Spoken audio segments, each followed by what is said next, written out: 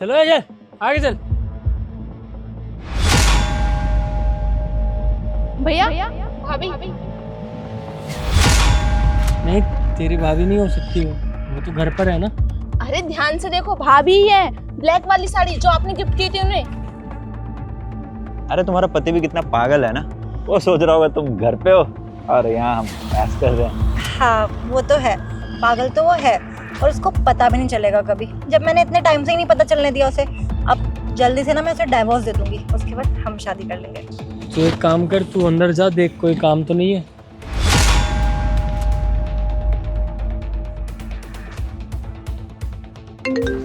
एक सेकंड, मेरे पति का कॉल है।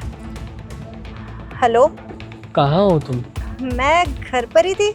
अच्छा घर पर हो, ठीक है। मैं भी सोच रहा था ना आज जल्दी घर पर आ जाऊं और जल्दी आकर तुमसे मिलूं।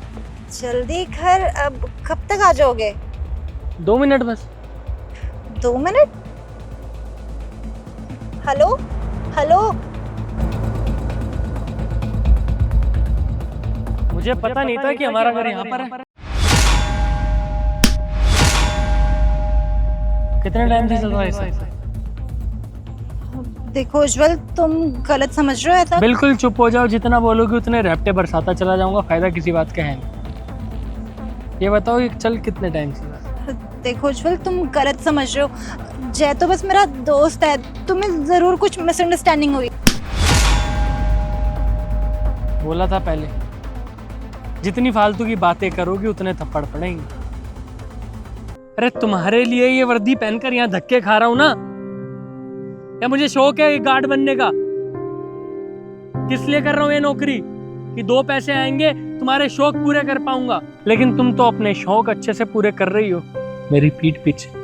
अगर यही सब करना था तो मेरे से शादी क्यों करी? कर लेती ना इससे शादी।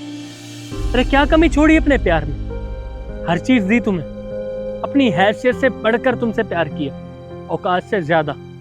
लेकिन वही है ना, इसके लिए जितना करो कम पड़ ही जाता है। अब तुम बोलोगी ना कि मैं टाइम नहीं देता हूँ, घर पर कम आता हूँ, हर औरत की तरह यही बोलोगी तुम भी। लेकिन ये सब तुम्हारे लिए कर रहा हूँ, डेली डबल शिफ्ट करता हूँ। कभी घर पे खाना खाता हूँ, कभी नहीं खाता हूँ, कभी बिना खाए निकल जाता हूँ। रात का भी पता नहीं यहाँ पर खाना देते हैं कभी नहीं देते। इसके लिए ये साड़ी याद होगा ना, मैंने ही गिफ्ट करी थी तुम्हें। चिल्ला रही थी अपने जन्मदिन पर कपड़े चाहिए कपड़े चाहिए, लाकर दिए।